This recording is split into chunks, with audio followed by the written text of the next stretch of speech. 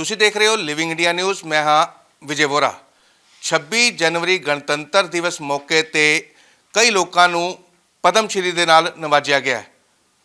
ਆਰਵੀਐਸ money ਇੱਕ ਗ੍ਰਹਿ ਮੰਤਰਾਲੇ ਦੇ ਵਿੱਚ ਉੱਚ ਅਧਿਕਾਰੀ ਦੇ ਤੌਰ ਤੇ ਕੰਮ ਕਰਦੇ ਸਨ, ਤਾਂ ਹੁਣ ਉਹਨਾਂ ਨੂੰ ਵੀ ਪਦਮ ਸ਼੍ਰੀ ਤੋਂ ਨਵਾਜਿਆ ਗਿਆ। ਤਾਂ ਗੱਲ ਕਰਾਂਗੇ, ਸਾਡੇ ਨਾਲ ਆਰਵੀਐਸ ਮਨੀ ਜੀ ਮੌਜੂਦ ਨੇ। ਤਾਂ ਬਹੁਤ ਹੀ ਚਰਚਾ ਦੇ ਵਿੱਚ ਰਹੇ ਨੇ। 2016 ਦੇ ਵਿੱਚ ਇਹਨਾਂ ਦਾ ਇੱਕ ਬਿਆਨ ਬਹੁਤ ਚਰਚਾ ਦੇ ਵਿੱਚ ਰਿਹਾ। आतंकवाद ਨੂੰ ਲੈ ਕੇ, ਹਿੰਦੂ आतंकवाद ਨੂੰ ਲੈ ਕੇ ਇਹ ਕਾਫੀ ਚਰਚਾ ਦੇ ਵਿੱਚ ਰਹੇ। पूरी गलबात करांगे विस्तार दे नाल। फिलहाल सब तो पहले मुबारक देने हैं कि उन्होंने पद्म श्री दे नाल नवाजा गया। सर नमस्कार, बहुत बहुत स्वागत है लिविंग इंडिया न्यूज़ पर। थैंक यू, बहुत बहुत धन्यवाद, थैंक यू वेरी मच। सबसे पहले तो आपको बहुत बहुत बधाई हो, आपको पद्म श्री से नवाजा गया आपकी सेवाएं को देखते हुए। हाँ, इस बात का मुझे अपने आप को, जो इस सरकार है, प्रधानमंत्री है, गृह मंत्री है, इनको मेरी तरफ से हार्दिक हार्दिक धन्यवाद, मेरे परिवार की तरफ से भी हार्दिक धन्यवाद देना चाहता हूँ। मनी जी, बात की जाए तो आपको पद्म श्री से नवाजा जाएगा, इसका पता कब लगा आपको? मुझे कल सुबह ही पता चला, कल के 10 बजे के लगभग। उसी समय मेरे से होम मिनिस्ट्री से फ़ोन आया था। उससे पहले मुझे कोई भी ऐसा आइडिया नहीं था। कल सुबह 10 बजे के करीब फ़ोन आया था, तो तभी पता चला। मतलब आप कब जा रहे हैं फिर लेने? नहीं, लेना तो सरकार से, वो फिर ये सरकार जो है राष्ट्रपति को कहती है। फिर राष्ट्रपति का कार्यालय ये निश्चय करता है कि किस तारीख को वहाँ पर समारोह होता है, एक सेरेमोनियल समारोह होता है। उसमें किस दिनांक को वो समारोह होगा, और उसमें हम लोगों को जितने भी अवार्ड विनर्स हैं उनको बुला के अवार्ड दिया जाता है। मतलब डेट कोई निर्धारित नहीं की गई भी कब देना है? लगभग वो लास्ट वीक ऑफ मार्च में ही होता है, क्योंकि अभी 1 फरवरी से बजट सेशन शुरू हो जाएगा, 15 मार्च तक। तो बजट सेशन तो बहुत ही महत्वपूर्ण होता है, तो उस समय तो कोई भी मिनिस्टर या बाकी जो एग्जीक्यूटिव के लोग हैं वो आ नहीं पाएंगे, तो उसके बाद ही होता है। ये प्रैक्टिस है ऐसे ही। मनी जी, सबसे पहले क्योंकि अच्छी सेवाएं जिसने की होती हैं या कुछ ने देश के लिए कुछ किया होता है, तो उसको कहीं ना कहीं ये पद्म श्री मिलता है। 2016 में आपका एक बयान आया था, काफ़ी चर्चा में रहा वो, क्योंकि इशरत जहां केस में आपको एफिडेविट देने के लिए गुजरात भेजा गया, उसकी तहकीकात करने के लिए। उस दौरान आपके साथ कुछ बर्ताव भी अच्छा नहीं हुआ, ये आपने बिल्कुल अपने बयानों में बताया था। वो पूरा मामला क्या था इशरत जहां केस का? देखिए, पहले तो 2009 में एक हमारे पास आदेश आया था उच्च हाई कोर्ट से, गुजरात हाई कोर्ट से, कि इसमें आप एक वचन पत्र हलफनामा फाइल करो। तो हमने उसके ऊपर तत्वों के आधार पर एक हलफनामा का मसौदा बना के तत्कालीन आदरणीय गृह मंत्री पी चिदम्बरम जी थे, उनसे अनुमोदन लेके जाके फाइल किया। ये हुआ 6 अगस्त को। उस वक्त उन्होंने संपूर्ण अनुमोदन दिया था, परंतु क्योंकि कुछ सियासत के वजह से, कुछ सियासत के कारणों की वजह से पार्टी के अप्रोच से वो मैच नहीं करती थी, इसलिए उन्होंने क्या किया, सडनली फाइल बुला के एक और एफिडेविट अपने तरफ से ही ड्राफ्ट किया। किसी अफसर ने ड्राफ्ट नहीं किया। तत्कालीन होम सेक्रेटरी ने कहा भी है कि it was drafted at not drafted at officers level, it was drafted above that. तो सबसे वरिष्ठ अधिकारी थे, तो उन्होंने कहा था, इसलिए वो फिर उन्होंने कहा इसको साइन करके अंडर सेक्रेटरी को जाके उसको फाइल कर दे। तो फाइल कर दिया मैंने। तो इसमें इशरत जहां टेररिस्ट नहीं है कह के लिख दिया था। हमने दोनों फाइल किया, क्योंकि दूसरा हमारा जो आचार संहिता होती है, कंडक्ट रूल बोलते हैं, वो उसके आधार पे हम मंत्री को मना नहीं कर सकते। उसके ऊपर एक तरीके का प्रॉब्लम आ गई कि एक में एफिडेविट है और दूसरे में नहीं है, तो एक SIT कॉन्स्टिट्यूट हुई हाई कोर्ट में। उस SIT में मुझे बुलाया गया। वहाँ पर बोला गया था कि तो पहला एफिडेविट ये बोल देना कि झूठा है। जो IB का ऑफिसर जो राजेंद्र कुमार जी, जिन्होंने इनपुट जनरेट किया था, वो सब झूठा इनपुट मैंने कहा IB ने आज तक कोई झूठा इनपुट जनरेट। काफ़ी दो तड़ाका हुआ, वार्तालाप वगैरह होते तब मेरे को एक IG उसके लेवल थे, CBI के थे, उन्होंने उठा के सिगरेट से लगा दिया। फिर कहता जो कहेगा तो मैं कहूँगा वही करेगा। मैंने कहा जो सत्य होगा वो मैं ही करूँगा, जो देश हित में होगा, जो सत्य होगा उसी के साथ करूँगा। काफ़ी फिर कहता है कि मुझे दो लोगों को अंदर करना है, सफ़ेद दाढ़ी और काली दाढ़ी। सफेद दाढ़ी और काली दाढ़ी। मैंने कहा किस लिए करना है, तो वो तुम्हारा लुकआउट है, मैं क्यों करूँगा भाई। कहता नहीं, डायरेक्टर सीबीआई ने मैडम को प्रवेश किया। मैंने कहा वो तुम्हारा लुकआउट है, मैं क्या करेगा उसमें। ये सफेद दाढ़ी और काली दाढ़ी अगर बात की जाए तो इनका अगर पूरा जानकारी सामने दे।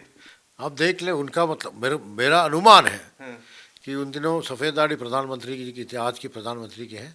उन दिनों काली दाढ़ी जो है आज के गृह मंत्री की। मतलब उस समय के मुख्यमंत्री थे नरेंद्र मोदी जी, और अमित शाह के बारे में कह रहे हैं। तो मैंने कहा भाई ऐसा तो नहीं होगा। फिर उठ के मैं वापस आ गया। फिर मैंने उठा के ऐसा नहीं किया, अगले दिन मैंने बाकायदा राइट रिटर्न में लेके, तब मैं शहरी विकास मंत्रालय में था, डिप्टी LNDO, वहाँ जाके उनको अवगत करवाया अपने सीनियर्स को। वहाँ से होम मिनिस्ट्री में भी रिपोर्ट गई थी कि हमारे अफसर के साथ ऐसा नहीं करना चाहिए था, बट उसका कोई संज्ञान नहीं लिया। फिर जब 2014 के बाद 2013 में भी कई साल उसके बाद मेरे खिलाफ केसेस खोले गए, फलाने क्या क्या हुआ। मेरे पेरेंट्स को भी तंग किया गया, दोनों वो एजेड थे, वृद्ध लोग थे। फादर तो तब 90+ थे, मदर जो है 88 थी। उसी प्रेशर के वजह से वो दोनों भी, उनका निधन भी हो गया उसी उसमें। तो अच्छा नहीं लगता, ऐसा लगा कि मैं खुद इस वजह से जिम्मेवार हूँ। ऐसा नहीं था, मैं सत्य के साथ खड़ा हुआ, एक सैक्रिफाइस हुआ मगर वो नहीं माने। फिर अल्टीमेटली बात चली गई। लास्टली क्या हुआ, अब 2021 में देखिए, ऐसे ये इशरत जान केस तो मैं पब्लिक में आ गई थी, मक्का मस्जिद केस में भी, समझौता वाला केस में भी, ये जो 26/11 में भी, और सब केसेस में प्रयास ये थी कांग्रेस की कि ये हिंदू आतंकवाद बना दिया जाए। वो मैं होने नहीं दिया, इसलिए मुझे काफ़ी तंग करते थे। मतलब ये काफी माहौल उस समय काफी गरमाया था, क्योंकि हिंदू आतंकवाद का नारा भी एक बार दिया गया था। क्या हिंदू आतंकवाद था? कभी नहीं था। कभी, मैं कई बार कह चुका हूँ, ये कभी अपने किताब से कहा, इसलिए मैंने किताब लिखा था कि पब्लिक को पता चले कि हिंदू आतंकवाद कुछ नहीं था। ये एक झूठा प्रयास था, एक झूठ फैलाने का प्रयास था कांग्रेसी सरकार द्वारा, UPA सरकार द्वारा, कि हिंदुओं को बदनाम किया जाए। क्योंकि मुसलमान भी आतंकवाद बनते हैं, इसलिए हिंदू को भी आतंकवाद बताने से बैलेंस हो जाएगा। उनका क्या उद्देश्य था इसके बारे में मुझे कोई संज्ञान नहीं है, जो वो कांग्रेसी वाले हैं उन्हीं से पूछना पड़े। मतलब 2004 से लेके 2014 तक मनमोहन सिंह जी प्रधानमंत्री थे, UPA की सरकार थी। 2004 में ईश्वर जहां केस हुआ, उसकी जांच के लिए आपको गुजरात भेजा गया। गुजरात में आप जानकारी जुटाने गए और आपकी जानकारी में बाधा डाली गई और आपको सिगरेट से जलाया गया।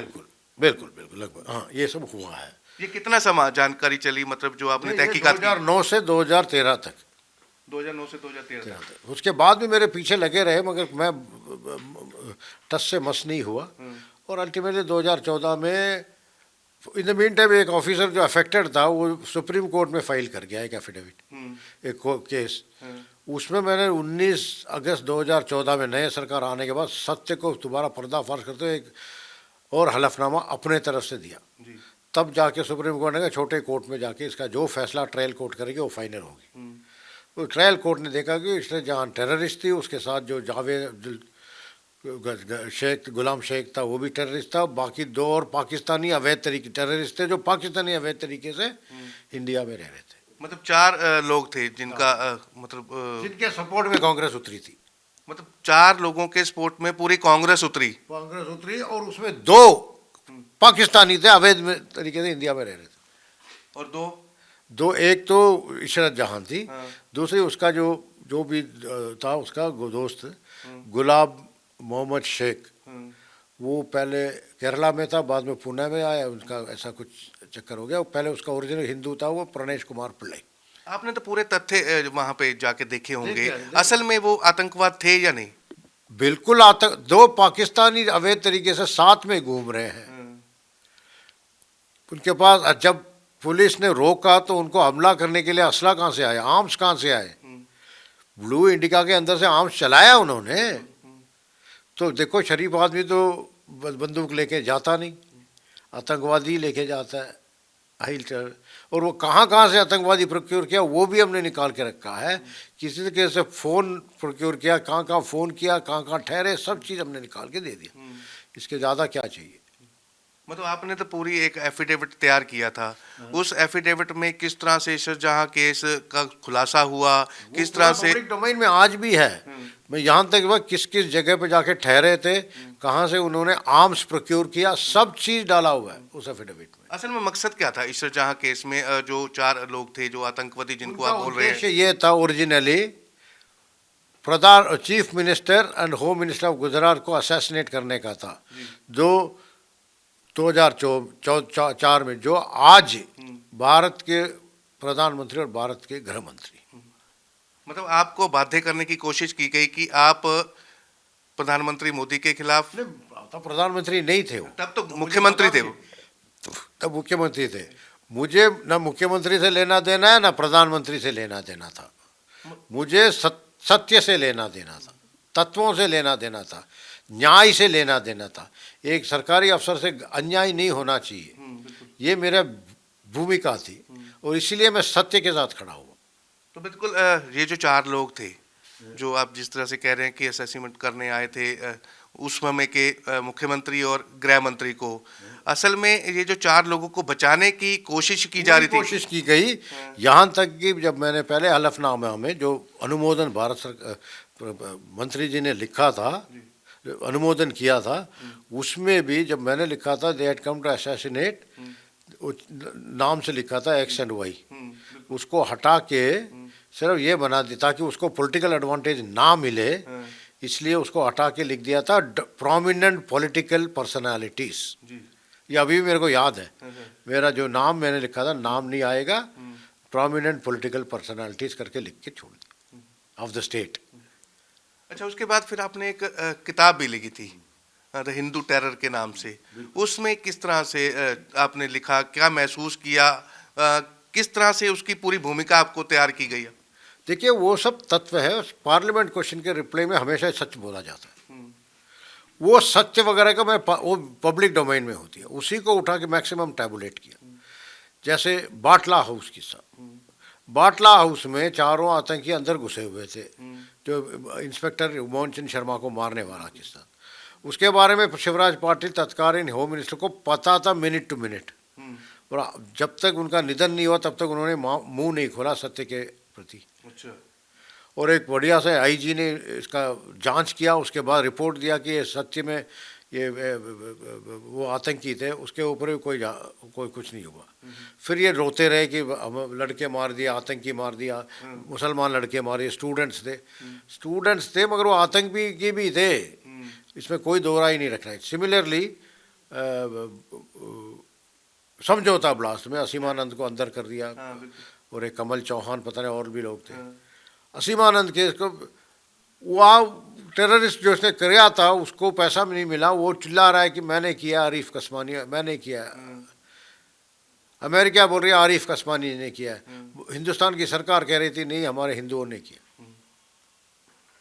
ऐसे ही आपको इधर मक्का मस्जिद में भी ये सब कोर्ट से अल्टीमेटली बरी हुए हैं, बिल्कुल पूरे सम्मान के साथ ये बाहर आए हैं। मतलब बिल्कुल आपका कहने का मतलब है कि उस समय जो आतंकवादी घटनाएं हुई, आतंकवादी जिस तरह से माहौल ख़राब करने की कोशिश में लगे हुए थे, तो पूरा नेटवर्क जो था वो कांग्रेस का था। कांग्रेस उन आतंकवादियों को बचाना चाहती थी। उनका मकसद क्या मानते हैं आप? उनका मकसद तो मैं नहीं जानता, मैं तो वो तो ये चाहते थे कि भाई मुसलमानों को बचा के उनके थ्रू मुसलमानी वोट ले या क्या थे, इसका बिल्कुल मुझे संज्ञान नहीं है। ठीक है ना, तो ये हुआ था। मनी जी, एक आप और भी जिक्र कर रहे थे हबीब बैंक का कुछ। हाँ, वो हबीब बैंक का मसला क्या था असल में?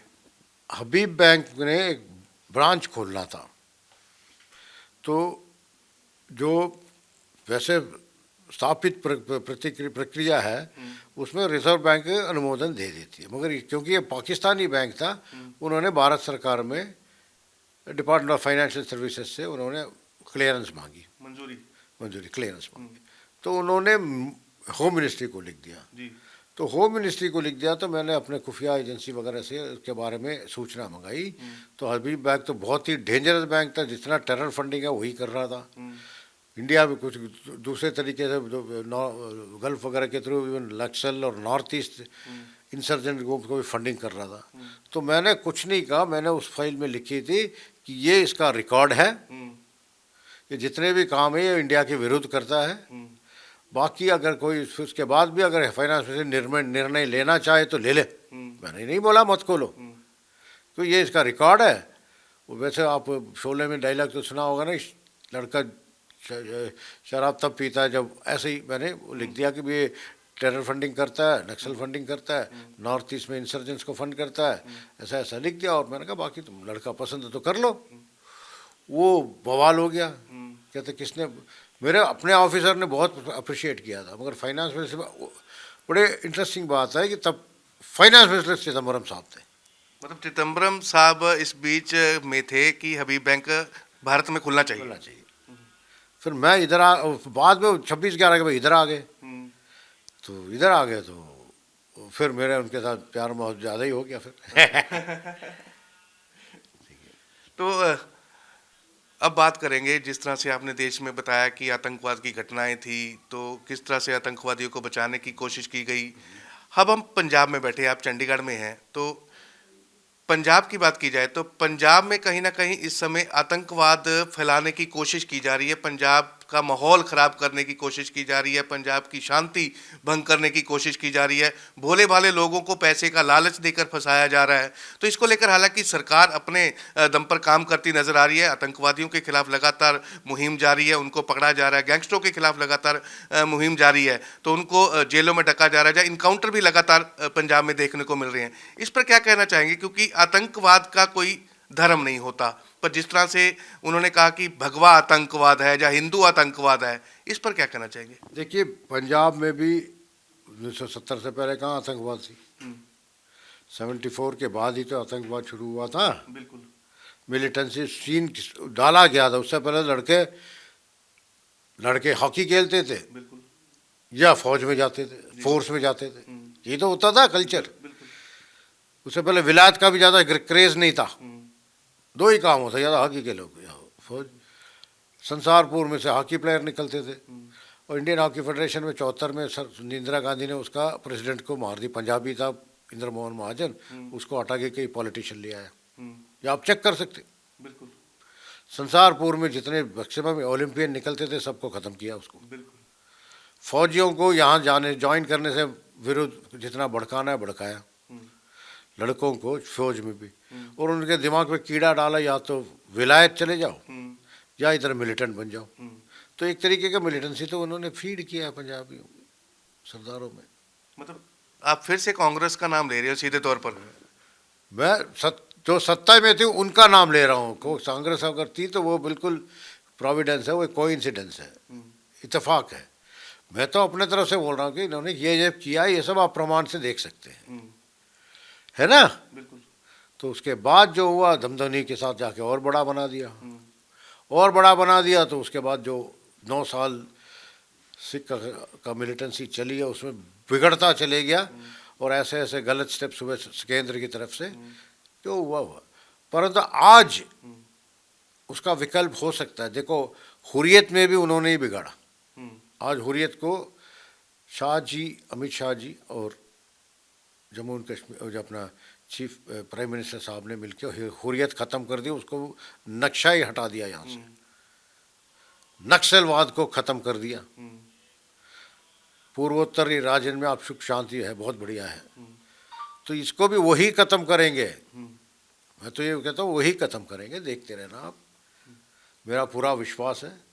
और मैं अपने उनके तरफ से, मैं अपने तरफ पूरा ऑफर है कि जब अगर इस संदर्भ में मेरा अनुभव का कोई भी प्रयोग होता है, सदुपयोग होता है, तो मैं हमेशा उनके साथ खड़े के होने के लिए तैयार हूँ। कहीं राजनीतिक फायदा लेने के लिए तो नहीं आप ये बयान दे रहे हैं? नहीं, बिल्कुल नहीं दे रहा। अगर हिंदुस्तान, अगर पंजाब खुशहाली हो जाए तो मुझसे बढ़िया तो मेरा बेटा तो चंडीगढ़ रहता है, मैं तो बेटे के पास आया हूँ, मैं तो रहता हूँ दिल्ली में हूँ, तो सबसे ज़्यादा मेरी खुशहाली मुझे होगी।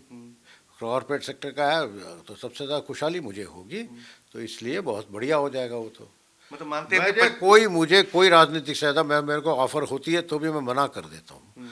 होम मिनिस्ट्री में कई चीज़ें बुला था, मैंने कहा नहीं, मैं तो अपना रिटायर्ड आदमी हूँ, जितना योगदान है, प्रोडक्टिव योगदान है, कागज काले करने के लिए मैं कहीं नहीं जाऊंगा। बताइए ना, पर्सनल कोई योगदान हो, सब्सटेंटिव योगदान हो, सीने में गोली खाने तक के वो योगदान हो, मैं जाके खड़े हो जाऊंगा। बात करनी है, नेगोशिएट करनी है। मैंने सिंगापुर से डिस्प्यूट रेजोल्यूशन वगैरह में फेलोशिप कर रखी है, तो डिस्प्यूट रेजोल्यूशन में जाके बातचीत वगैरह करा के, तो बाकी निर्णय तो सरकार ने लेनी है, उनको वहाँ तक पहुँचाना है, वो कर सकता हूँ। निर्णय तो सरकार का, सरकार की बात रख के माँ भारती के साथ खड़े रहे, राष्ट्र सर्वोपरि रहे, तो मुझे क्या बहुत बढ़िया हो जाएगा। मुझे कोई राजनीति, कोई पोस्ट वगैरह नहीं चाहिए। मतलब आप कहते हैं कि पंजाब में जो आतंकवाद इस समय फैलाया जा रहा है, जो माहौल खराब किया जा रहा है, वो भी किसी न किसी की चाल है। किसी न किसी की चाल है, उसका विकल्प वो आपके अमित शाह जी के हाथ में ही, या मोदी साहब के नेतृत्व में। मतलब वो ठीक कर सकते, वो ठीक कर सकते। जैसे हुर्रियत को भी किया है ना, हुर्रियत को भी खत्म ही किया, नक्सलवाद को खत्म किया, तो ये भी हो जाएगा, इसमें क्या है। तो अब जो पंजाब में आम आदमी पार्टी की सरकार है, वो लगातार गैंगस्टरों के खिलाफ कार्रवाई कर रही है, कितना कर रही है, बहुत कार्रवाई कर रही है। हमें, मुझे तो इसका कोई संज्ञान नहीं है, परंतु उनको साथ में सहयोग दे के रहना पड़ेगा। केंद्र सरकार का पैर से कदम मिलाना पड़ेगा आतंकवाद को खत्म खत्म करने के लिए। बिल्कुल ठीक, बिल्कुल ठीक। आपने वीआरएस ली, मेरे हिसाब से जिस तरह से आपने बताया कि 1-1.5 साल पहले ले ली, उसका क्या कारण रहा? ऐसे ही था, मैं थक गया था एक्चुअली। मेरे को ना दिल्ली का ट्रैफिक व्रैफिक में गाड़ी चला के जाना आने में तकलीफ होती थी। मैं 1.5 घंटा ड्राइव करो, 1.5 घंटा वापस आओ। फिर मैं कुछ कोर्सेस कर रहा था, जब मैं, मेरी टाइम ख़राब थी ना, तब मैंने कुछ कोर्सेस ज्वाइन किया था सिंगापुर वगैरह में। उन दिनों मेरे सिस्टर वगैरह थी, तो उनके पास बैठ के, और मेरा कज़िन वगैरह, तो वो कोर्स कंप्लीट हो गए। तो मैंने सोचा वहाँ जाके उसका कुछ उपयोग लूँगा। खैर दुर्भाग्यवश हो नहीं पाया, सब सेटल होकर 8-9 महीने ही रह पाया। फिर उसके बाद वहाँ कोविड आ गया, कोविड में वहाँ रहना बहुत ही कठिन था, तो मैं वापस आके इंडिया में सेटल हो। सो धन्यवाद सर, धन्यवाद बहुत बहुत आपका हमारे साथ जुड़ने के लिए। तो ये थे हमारे साथ RVS मनी, पूर्व सचिव हैं, गृह मंत्रालय में रहे हैं, काफ़ी अनुभव था किस तरह से इशरत जहां केस में इन्होंने एफिडेविट दायर करने के लिए गुजरात में किस तरह सा इनका अनुभव रहा, ये इसके बारे में पूरी तरह से इन्होंने बताया। और किस तरह से उस समय 4 लोगों को बचाने के लिए कांग्रेस ने इनका जो है प्रताड़ित किया इनको, तो ये पूरी कहानी इन्होंने अपनी जुबानी बताई। तो देखना होगा आने वाले समय में इनका अनुभव क्या केंद्र सरकार लेगी, क्योंकि पद्मश्री से नवाजा गया है, तो पद्मश्री लेने भी अभी कुछ दिन बाद जाएंगे। कैमरा पर्सन नितिन के साथ Vijay Vora, Living India News, Chandigarh.